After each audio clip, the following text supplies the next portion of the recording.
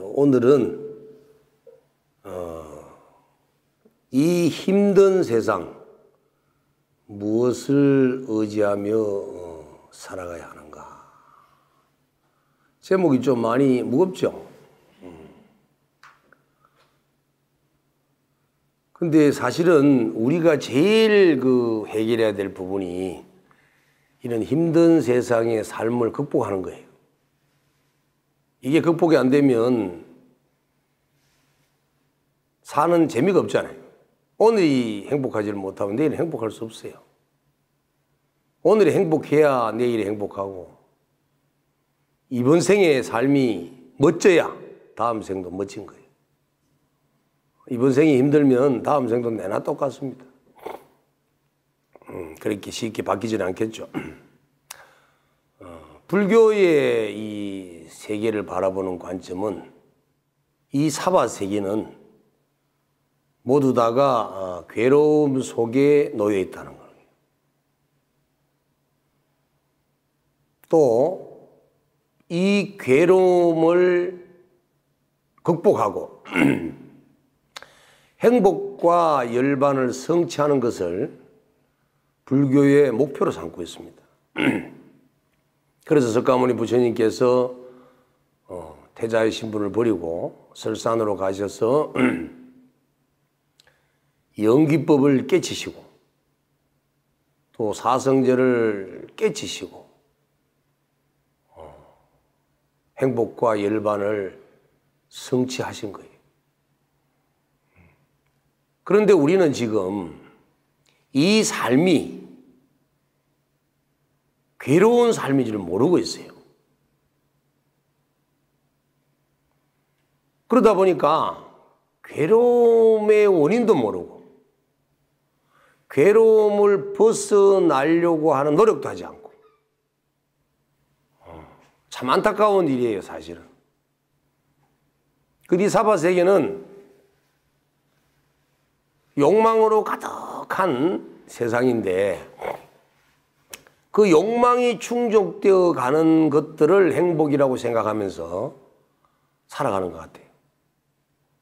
그런데 지금은 우리가 이것은 이제 정확하게 헤쳐봐야 되고, 그리고 이번 시간을 통해서 왜 우리가 살고 있는 삶이 괴로움인지를 정확하게, 괴로움의 실상에 대해서 우리가 충분히 이해돼야 되고, 또 그 괴로움의 원인은 무엇인지도 정확하게 알아야 되고, 또 그 괴로움의 원인이 일어나는 그 이유가 뭔지도 알아야 되고, 그리고 괴로움이 소멸된 자리도 알아야 되고,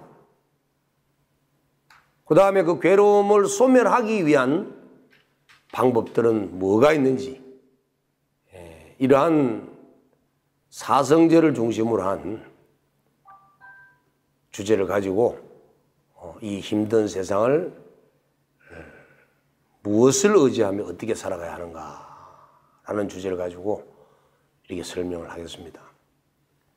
결론부터 말씀드린다면, 이 세상에서 의지하고 믿어야 될 대상은 뭐 같아요? 부처님, 진리, 아시네, 자신. 자신이라고 하는 데서 여러분들이 이제 정확하게 이해를 하셔야 됩니다. 자신이라고 하니까 이 몸뚱아리, 이 온을 자꾸 자신이라고 생각하는 거예요. 그거 아니에요. 간단하게 말씀드리면, 육체와 마음이 있는데, 육체에서 마음이 떠나버리면 이건 시체예요, 시체. 나무 톰배기, 돌하고 똑같아요.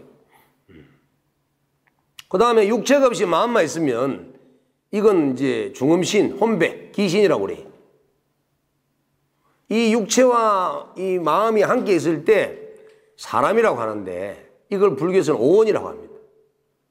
그런데 이 실체는, 이 오온이라고 하는 이 실체는 계속 나를 속여해요.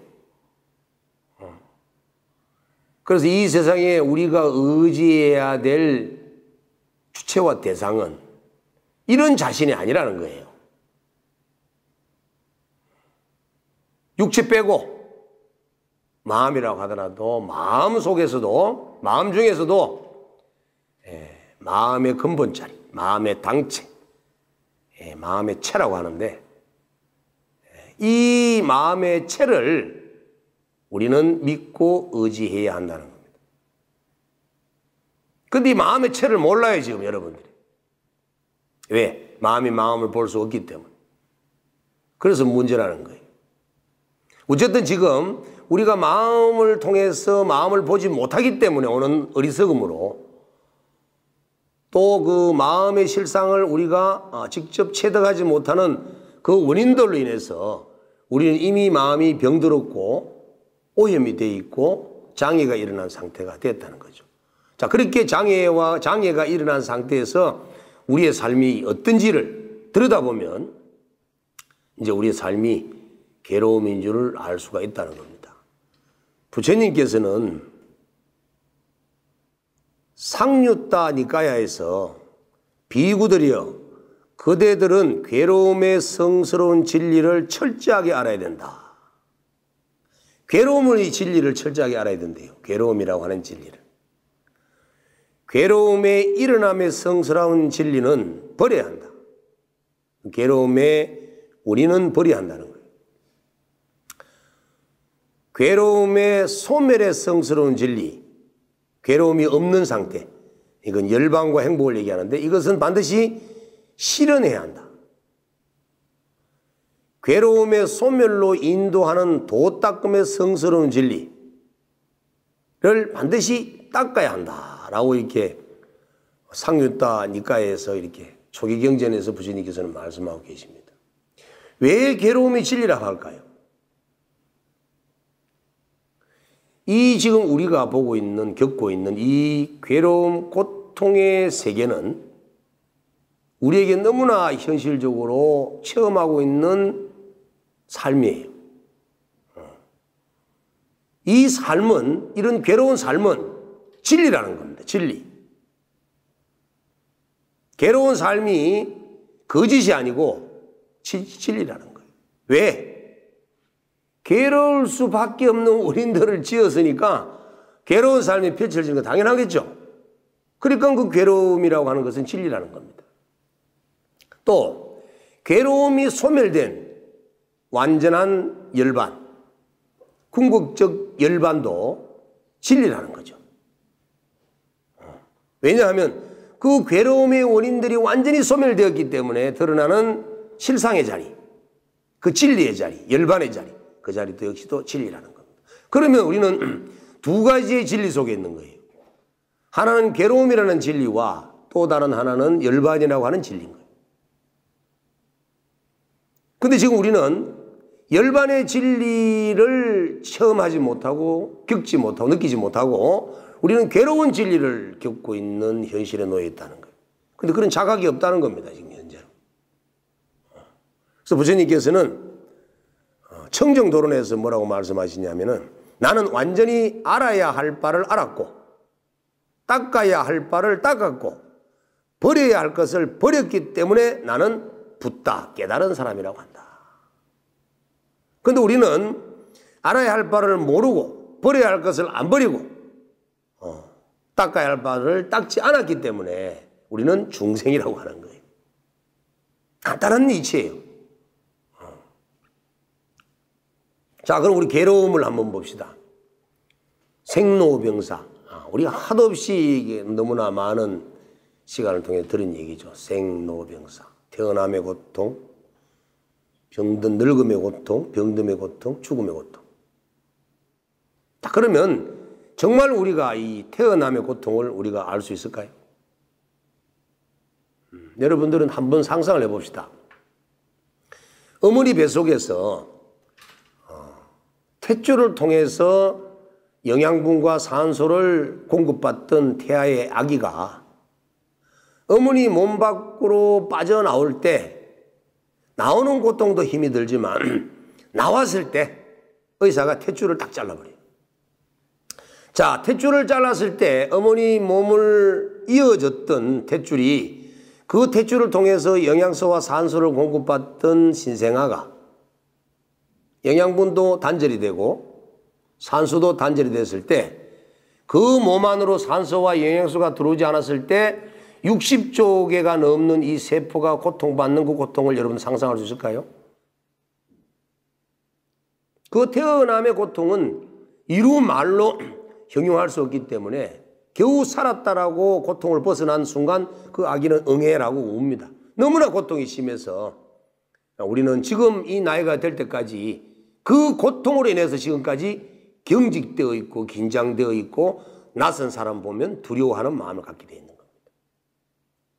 우리의 무의식 속에 우리의 몸 속에 이미 그때의 너무나 탄생의 기쁨이 아니라 탄생의 고통과 괴로움이 이미 몸과 마음에 저장이 되어 있다는 거예요. 그래서 그걸 기억하고 있기 때문에 우리는 항상 몸이 긴장되어 있고 경직되어 있는 겁니다. 이 죽을 때의 고통은 말할 것도 없어요. 조금만 이렇게 의식이 있으면 어떻게 하든 살려고 하는 그런 의지가 일어나는데 그 죽음으로 간다는 건 상상이 안 됩니다. 죽음을 맞이해서 중음신이 되었는데도 자기가 죽은 것을 인정하지 않을 만큼 그 고통은 말로 표현을 못해요. 이것은 우리가 아직 겪어보지 않아서 전생에도 죽어봤던 기억은 도저히 이제 기억이 안 나니까 알 수 없고 이번 생에 죽어봐야 이제 그 고통의 맛을 알겠죠. 어쨌든 생로병사의 고통. 그 다음에 또 애별리고 사랑하는 사람과 헤어지는 고통. 또 원정해고 싫어하는 원수 같은 사람과 함께 한 공간에 살아야 되는 고통. 또 우리가 원하는 것을 얻고자 하는 것을 얻지 못하는 고통. 이루지 못하는 고통. 그 다음에 이 몸뚱아리가 항상 끊임없이 욕망을 불러일으키고 번뇌를 불러일으키기 때문에 이 오온의 고통, 이 오음성고. 이처럼 생로병사와 애별리고 원정해고 구부듣고 오음성고라고 하는 이 8가지의 고통은 인간의 근본 고통이라는데 어찌 이 고통만 있겠습니까? 너무너무 인생은 고통과 괴로움 속에 살고 있습니다. 그런데 우리는 그 괴로움이 실제로 아직 와닿질 않아요. 왜냐하면 한 방울의 달콤한 꿀물로 인해서 한 달 괴롭다가 하루 그냥 행복하면 그냥 한 달 30일 동안의 괴로움이 다 사라져 버려요. 어쨌든 중요한 건 우리가 어리석기 때문에 이 현실의 괴로움을 지금 실상을 제대로 괴로움의 실상을 제대로 인식 못한다는 거예요. 자, 이 괴로움의 원인은 무엇 때문에 생기느냐? 이런 괴로움의 원인은 욕계에 살고 있는 중생이니까 욕망이 주 원인이겠죠. 그래서 오욕부터 시작해서 우리 모든 우리 인간이 가지고 있는 온갖 욕망을 통틀어서 갈애라고 합니다. 갈애. 지금도 여러분들 마음속에는 끝없이 뭔가를 추구하고 있죠. 재물에 대한 욕망, 권력과 명예에 대한 욕망, 수면에 대한 욕망, 배설에 대한 욕망, 식욕에 대한 욕망. 그것만 있는 게 아니죠. 그건 근본적인 오욕이고 그 외에도 여러분들은 작고 크고의 많은 욕망 속에 끝없이 그 욕망을 이루고자 애를 쓰고 있습니다. 이런 이 본능적 마음이 이걸 일러서 가래라고 합니다. 가래. 이 가래적 욕망은 왜 일어나냐면은 사견 때문에 일어나요. 사견 때문에. 그릇된 견해 때문에 일어납니다. 그릇된 견해. 이 그릇된 견해라고 하는 것은 뭐냐면 첫 번째, 자기 자신이 있다라고 생각하는 견해예요. 그걸 악견이라고 합니다. 그 다음에 우리가 보고 듣는 바깥 대상의 세계가 실제로 있다라고 생각하는 거예요. 이걸 법견이라고 합니다. 이런 견해를 우리는 가지고 있어요. 이게 잘못된 견해라고 합니다. 실질적으로 자기의 몸과 마음, 몸과 정신, 이런 그 육체와 영혼이라고 할 수 있는 이 마음의 정신 세계를 우리는 제대로 알지 못하고 잘못된 견해를 가지고 있다는 거예요. 이게 이제 사견이라고 하는 겁니다. 사견. 사견의 반대말은 정견이죠. 정견. 지금 사견을 가지고 있는 거예요. 이 사견은 왜 생기냐 하면은 무지에서 생깁니다. 무지. 무지. 모른다는 거예요. 왜 모르냐 하면은 마음의 장애 때문에. 마음의 장애가 왜 일어나느냐 하면은 이제 바로 무명 때문에 마음의 장애가 일어나고, 마음의 장애로 무지가 생기고, 무지로 인해서 사견이 생기고, 사견으로 인해서 온갖 욕망의 가래가 일어나고, 그래서 그 가래가 충족되지 않기 때문에 괴로움을 겪게 되는 거예요. 자, 그러면 지금 우리가 어떤 무지 속에 있는지, 어떤 사견 속에 있는지 한번 봅시다. 지금 우리는 일체를, 모든 대상을 내 마음 속에 나타나고 있는 표상을 보고 살고 있습니다. 표상. 표상이라고 하는 것은 마치 카메라가 어떤 대상을 찍었을 때 필름 속에 찍힌 그것을 보고 산다는 거예요. 눈이 바깥을 찍고, 귀가 소리를 찍고, 코가 향기를 찍고, 혀가 맛을 찍고, 피부가 바깥 경계의 촉감을 찍었을 때 뇌에 인식되어 있는 그 표상을 우리는 보면서 있다, 없다, 좋다, 나쁘다라고 살고 있는 거예요. 이걸 표상이라고 합니다. 그 다음에 실제로 우리가 있다라고 인정이 되고 있는, 믿고 있는 바깥의 산과 들, 하늘, 우주, 법계, 일체 삼라만성은 모두 다가 가립적 존재라는 거예요. 물질의 작은 소립자들이 모여서 원자를 이루고, 원자가 분자가 이루고, 분자가 모여서 저런 형상을 띠고 있지만 저것은 지금 이 순간에도 계속 생멸 변화하고 있는 무상한 존재라는 거예요. 그래서 실제하는 존재가 아니라는 거예요. 지금 소립자 물리학에서는 일체 물질 세계를 들여다보았을 때 제로, 공으로 봅니다. 그런데 이미 신라시대의 원효스님은 이미 대성기실론 소를 통해서 이미 바깥의 색계의 모든 존재는 얻을 것이 하나도 없다고 했습니다. 이미 공으로 얘기를 했습니다. 3000년의 부처님을 비롯한 많은 각자들께서도 이미 이 과학이 발달되지 않았던 그 시대에 이미 지혜의 눈으로 들여다봤을 때 이 삼라만상 만유가 가립적 존재라는 것을 알았다는 거죠. 그래서 가상이라는 겁니다. 그 다음에 또 우리 마음속에 느끼고 있는 여러 가지 생각들과 개념들은 전부 다 망상이라는 거예요. 허상이라는 거죠. 실제하지 않는 것. 자, 우리는 이와 같이 허상을 보고 가상을 보고 표상을 보면서 우리는 있다, 없다, 좋다, 나쁘다 온갖 분별을 내면서 희노애락을 느끼고 있으니까 이걸 두고 꿈속에서 꿈을 꾸고 있다고 하는 겁니다. 그러니까 현실이 괴로움인지도 잘 모르고도 살 수도 있겠죠. 꿈속에 있으니까. 또 우리는 어떠한 또 잘못된 무지를 가지고 있냐면은 네 가지 상을 가지고 있어요. 첫 번째가 아상이죠. 아상. 나라고 하는 생각. 내가 있다라는 생각. 여러분 이거 정말 없애기 어렵죠. 이건 깨쳐야 합니다.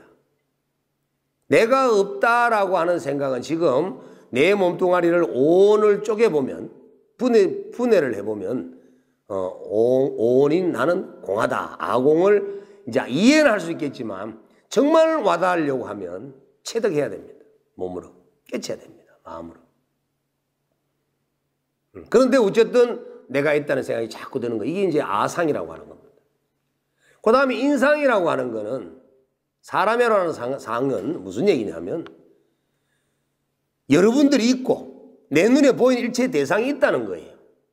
이게 인상이라고 합니다. 각각 개 개체가 내가 있는 것처럼 그 개체도 존재하는 것처럼 보인다는 거죠. 이 대풍범각 스님이 있다라고 한다면 내가 내 스스로를 집착한다면 여러분들도 있다는 것처럼 이렇게 느껴지는 것을 인상이라고 합니다. 그 다음에 중생상이라고 하는 것은 이 생명이라고 하는 바탕 속에 수많은 생명체의 세계가 이렇게 나투게 되는데 그 생명체 속에 살고 있는 일체 존재를 소위 육도윤회하는 소위 미물부터 시작해서 수많은 천신들까지 다 몽땅 아울러서 윤회하는 대상의 일체의 생명체를 중생이라고 생각합니다. 그래서 그런 중생세계가 있다라고 하는 착각을 하는 거예요. 이걸 중생상이라고 합니다. 그 다음에 수자상이라고 하는 거는 마치 나라는 존재가 수명이 있어서 100년 살고 죽고 50년 살고 죽고 죽는가 싶어가지고 내 수명에 애착하는 거 안 죽으려고 이렇게 내 목숨줄을 집착하는 이 상을 수자상이라고 합니다. 자, 거꾸로 얘기하면 이 아상은 나를 집착하는 거고 인상은 대상을 집착하는 거고 중생이라고 하는 것은 일체 생명체의 세계를 집착하는 거고 그 다음에 수자상이라는 것은 목숨줄을 집착하는 것인데 수명을 집착하는 것인데 진리의 세계는 수명이 없다는 거예요. 영원하다는 겁니다. 또 진리의 세계는 중생 세계가 없고 오직 모두 다가 진여일 불구 부처라는 거예요. 또 진리의 세계는 나와 너가 없다는 거예요. 그런데 우리가 깨치지 못하고 있다 보니까 아상이 생기고 인상이 생기고 중생상이 생기고 수자상이 생겨서 이미 그 잘못된 착각으로 인한 무지로 세상을 자꾸 그릇되게 보고 있다는 겁니다. 이와 같이 사상과 표상이 가상이 허상이 내 마음을 지배해서 마치 꿈속에 꿈을 꾸는 것처럼 나를 이렇게 자꾸 전도 몽상에 빠지게 해서 세상을 보게 하는 가장 근본적인 그 원인은 이미 우리 마음은 두 가지 장애를 가지고 있다. 첫 번째 하나는 번뇌의 장애. 우리는 이 생각 저 생각 끝없는 생각들로 제대로 세상을 바라볼 수 있는 눈이 없는 거예요. 우리가 먹은 모든 음식물들 찌꺼기들이 모여져 있는 통이 우리 몸이에요. 그래서 우리 몸통에 들어있는 음식물 찌꺼기들을 휘저어놓고 있으니까 한시도 가만히 있지는 않죠. 계속 지금 이 순간에도 60조 개의 세포가 움직이고 있고 활동을 하고 있고 또 생멸 변화를 하고 있으니까 이 몸통은 그냥 있질 않아요. 그리고 우리 마음속에는 마음을 볼 수는 없지만 계속 뭔가의 생각이 끊임없이 마치 흙탕물 찌꺼기처럼 일어나고 있는 것을 우리는 느낄 수가 있어요. 그래서 이런 그 찌꺼기들이 너무너무 많다 보니까 한량없이 많다라고 해서 84,000 번뇌라고 합니다. 그래서 그것이 티끌처럼 많다라고 해서 객진번뇌라고 그래요. 마치 물에 흙탕물이 막 찌꺼기가 막 뒤섞여서 막 떠돌고 있으면 안에 들여다볼 수가 없죠. 그거 마찬가지예요. 우리 마음이 이와 같은 번뇌의 덩어리들로 번뇌의 찌꺼기들로 계속 움직이고 요동을 치고 있기 때문에 우리는 세상을 옳게 보지가 못하는 거예요. 부처님께서는 누누이 여실직연하라 있는 그대로 보라 있는 그대로 보라 했지만 우리 마음은 이런 번뇌의 장애 때문에 있는 그대로 보지 못한다는 겁니다. 그래서 나가 있다는 생각 아상과 인상과 중생상과 추사상이 일어나고 또 표상과 가상과 허상을 집착하면서 사는 이런 꿈속의 꿈을 꾸는 어리석은 중생이 되어 있는 거예요.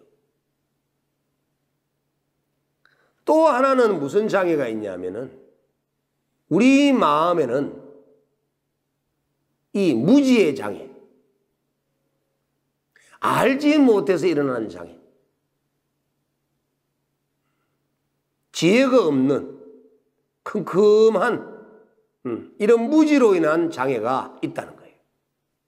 그러니까 이런 무지의 장애와 이런 이 번뇌의 장애로 인해서 잘못된 사견이 나오고 잘못된 악견, 법견이 나오고 아상, 인상, 중생, 수사상이 나오고 이런 그릇된 견해가 나타나는 겁니다.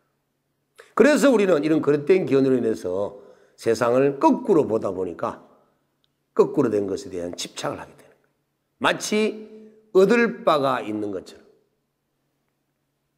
그런데 이렇게 이와 같은 근본적 장애로 인해서 이렇게 꿈속에 꿈을 꾸는 잘못된 눈으로 세상을 바라볼 수밖에 없었던 그 가장 큰 이유가 뭐냐 하면 무명이라는 겁니다. 무명.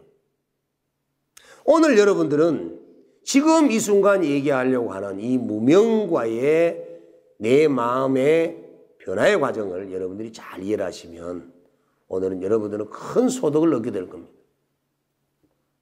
이 무명이 뭐냐 하면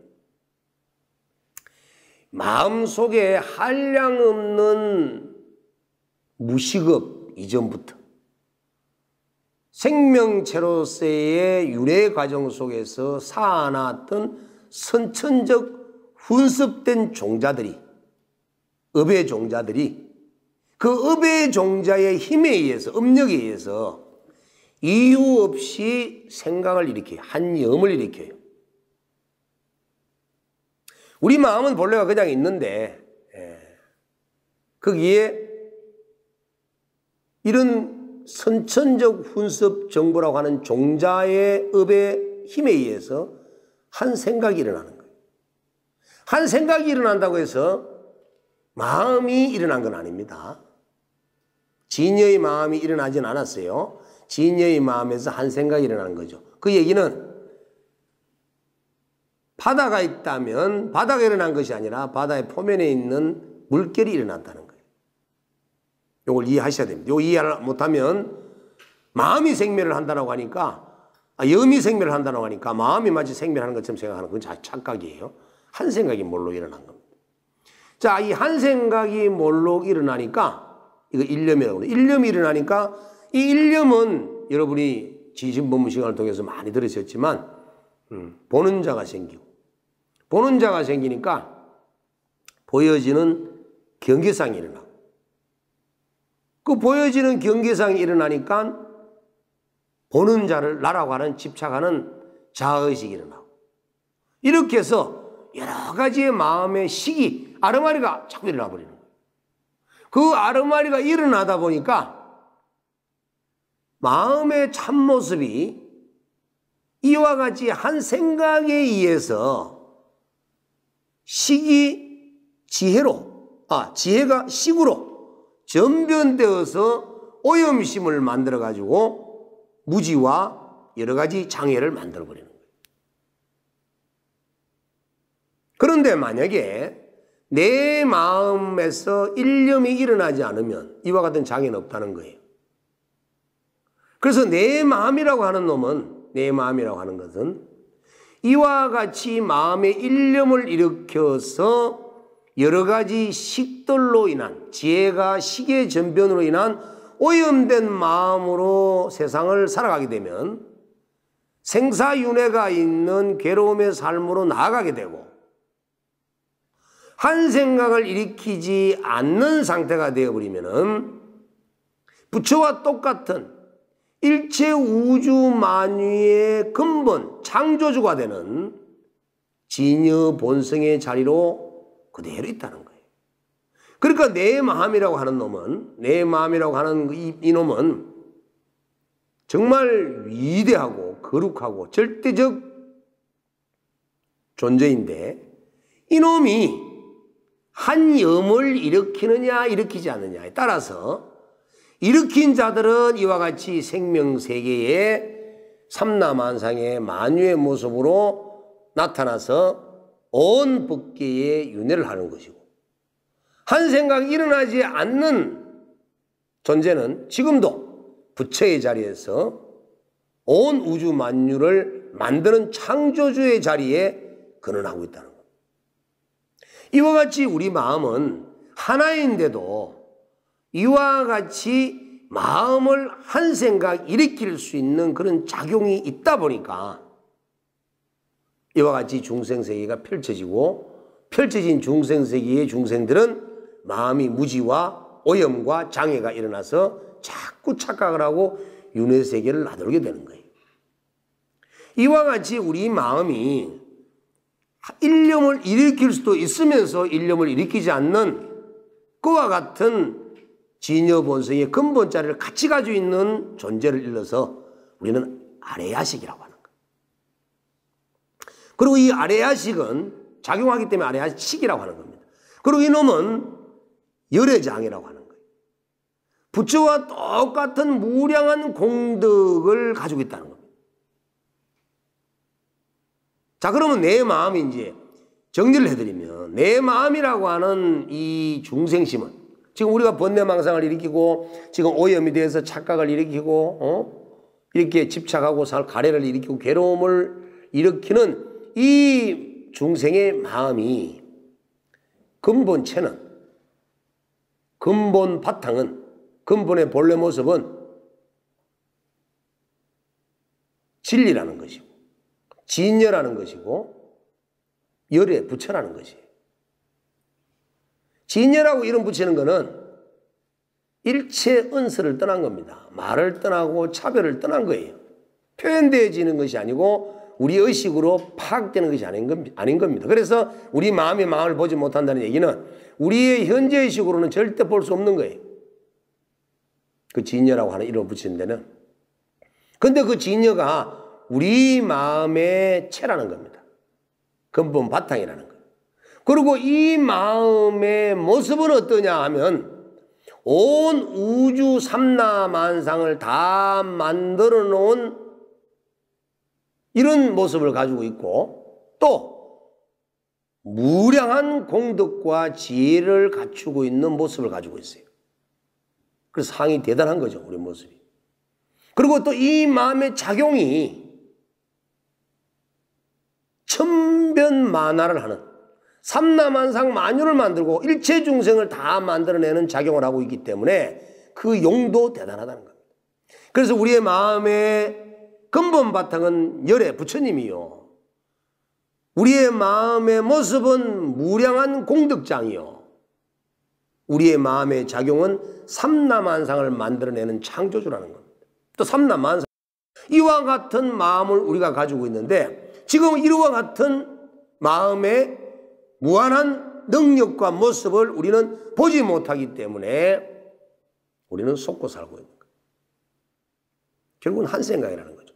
그 한 생각에 의해서 우리는 사생육도에 유도하는 것이고 한 생각을 일으키지 않으면 그대로 부처의 세계에서 그대로 자유인이 된다는 겁니다.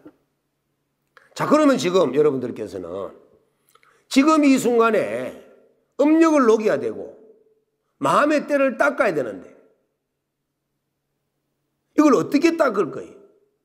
보여야 닦고 만지기야 닦고 할 건데 이걸 어떻게 닦을 거냐는 거예요. 이 마음을 닦을 자가 있으면 한번 와보세요, 제 앞에 누구든지. 마음은 닦을 수 있는 게 아니에요. 그럼 뭘까요? 식의 전환입니다. 짜증내고 번뇌망상 일으키고 무지하고 욕심내는 이 마음을 변화시키는 거예요. 어떻게? 요동치지 않는 마음을. 지금 우리는 지혜가 식으로 전변되어서 온갖 차별상을 내면서 스스로 마음에 속았어. 스스로 무명심에 속았어. 깨닫지 못한 불각으로 인해서 이런 무지와 장애를 일으켜 계속 꿈속에 꿈을 꾸며 윤회하고 있는 겁니다. 그런데 이렇게 분별을 일으키는 이 식을, 이 아르마리를 일으키는 이 분별하는 이 마음을 지혜의 본래 마음으로 되돌려버리면 그 식의 전환이죠. 식이 지혜로 전환하는 것. 중생은 지혜가 식으로 전환된 것. 부처는 식이 지혜로 전환된 것. 이 식의 전환을 통해버리면 바로 닦을 법 없이 이대로 바로 부처 자리에 도달하는 겁니다. 자, 지금 이 우리 대각정사 법당 안이 이 밝음이라는 것이 있는데 여기에 만약에 불을 꺼버리면 여기는 어둠이라는 게 있는 거예요. 자, 그럼 어둠이 이 공간에 가득 찼다고 봤을 때 불을 딱 켰을 때 밝아지는데 어둠이 어디로 가고 밝음이 들어왔나요? 아니면 이게 밝았을 때 불을 꺼버리면 밝음이 어디를 가고 어둠이 들어왔나요? 이 밝음과 어둠은 어디를 가고 오고 하는 것이 아니라 이곳에서의 변화입니다. 변화. 이와 마찬가지로 우리의 무명, 무지의 중생심, 오염된 마음, 장애가 있는 이 시계의 마음, 이 아르마리의 마음을 지혜의 마음으로, 분별하지 않는 부처의 마음으로 시계의 전변을 통해서, 시계의 전환을 통해서 지혜로 바꿔버리는 겁니다. 자, 정리를 해보면 지금 괴로움을 일으키는 주 원인이 가래라고 했고, 가래를 일으키는 그 원인이 사견이라고 했고, 사견을 일으키는 그 원인이 무지라고 했고, 자, 그 무지의 원인이 장애라고 했는데, 장애가 일어나는 그 이유는 무명 때문이라고 했어요. 무명 때문에. 자, 그러면 이 어두운 마음, 전혀 어두운 마음이라고 하는 것은 뭔 마음을 얘기할 거예요? 캄캄한 마음? 아니에요. 밝은 마음, 어두운 마음 얘기하니까 마치 캄캄한 마음이라도, 캄캄한 마음이 아니고 자기의 진여 본성인 일심, 자기의 참나, 자기의 본 모습을 보지 못하는 걸 무명이라고 하는 거예요. 여러분들이 이 삼라만상을 만들고 있는 창조주이면서 여러분의 마음이 이 우주 법계를 다 만들고 있는 주체라는 것을 봐버리면 여러분들은 절대 중생짓 안 하죠. 그걸 못 보니까 자꾸 엉뚱한 데로 지금 쫓아가는 거예요, 지금. 그러면 우리가 무명을 제거한다, 지혜를 드러낸다, 밝은 마음을 만든다 하는 것은 지금 이 우주 만유를 만들고 있는 그 근본이 바로 내 마음이라고 하는 사실을 봐야 되는데 지금도 그것이 안 보이는 거예요. 그래서 깨쳐야 된다는 거예요. 자, 그러면 깨쳐서 여러분들이 그 마음을 봐버리면 좋겠지만 그러면 육도 윤회의 중생세계로 안 나가겠죠. 절대 안 나가죠. 진여 본성의 마음이 바로 이 우주 법계를 만든 자기인 줄 아는데 어디로 가겠어요? 오고 감이 없는데. 그런데 지금 못 보는 거예요. 그런데 여러분 참 비유로 들어봅시다. 만약에 독약이 있으면 독약을 먹으면 죽는 줄 알기 때문에 독약을 마시라면 여러분 마시겠어요? 안 마시잖아요. 먹으면 죽는 줄 알고 있기 때문에. 자, 아는 것보다 더욱더 힘이 있는 것은 뭐냐면 믿음이라는 겁니다. 믿음. 불교가 종교가 될 수 있는 이유는 믿음이 있기 때문에. 이게 만약에 불교가 아는 것으로 끝나버린다면 이건 지식의 철학이고 학문일 뿐이지 이건 종교가 될 수가 없어요. 그런데 종교가 될 수 있는 것은 믿음이 있기 때문에. 지금 여러분들은 이 우주 만유를 만드는 그 근본 주체가 바로 내 마음인 줄 알 수가, 볼 수가 없기 때문에 그걸 깨친다는 것은 오랜 수행을 통해서 깨쳐야만 알 수가 있는 거예요. 그럼 지금 어떻게 하나요? 믿어야 된다는 거예요. 그래서 이 괴로운 삶에서 해결할 수 있는 길은 초기 불교에서는 팔정도를 통해서 번뇌의 원인을 제거하고 괴로움을 일으키는 원인들을 제거하고 열반의 세계로 나가기를 원했고, 또 부처님이 열반 직전에는 37조도 수행을 통해서 열반의 세계로 나아가기를 원했고, 대성불교에서는 육바라밀 등의 많은 여러 가지 참선, 가나, 묵조 등의 수행을 통해서 나아가기를 원하고 있습니다. 그런데 저는 이 자리에서 여러분들에게 믿음을 통해서 가거라. 이건 저만의 얘기가 아니고 이미 대성기실론에서도 말씀을 하셨고 특히 원효스님께서도 강조하셨던 부분이 바로 이와 같은 믿음입니다. 믿음. 어린 갓 신생아이가 어머니가 주는 젖이 어떤 영양분이 들어가 있는지는 알 수 없지만 엄마의 젖을 믿고 먹다 보니 충분한 영양이 들어가서 훌륭한 건강한 몸으로 성장이 되고 지혜가 만들어지는 그런 두뇌를 갖게 되었습니다. 그래서 그 부처님이 무엇이냐 하고 팔만대장경을 통해서 수많은 부처님과 조사님을 통해서 들어보니 그 부처는 바로 나라는 거예요. 종교학적으로 얘기를 하면 부처라고 하지만 우리가 선적으로 얘기를 하면 그 부처는 법이라고 합니다. 진리라고 합니다. 그래서 그 부처는 바로 나의 일심이고 여러분의 일심이고 우리의 한마음이고 바로 이와 같이 번뇌를 일으키고 괴로움을 느끼는 이 짜증내는 이 중생심이 바로 부처라고 하는 거예요. 그리고 이 중생심이 바로 진리라는 겁니다. 이걸 믿어야 된다는 거예요. 자기 자신을 믿고 의지하고 그 믿음으로써 자기 마음을 닦아나갈 때 진정한 괴로움으로부터 벗어날 수 있는 주인공이 될 수 있는 겁니다.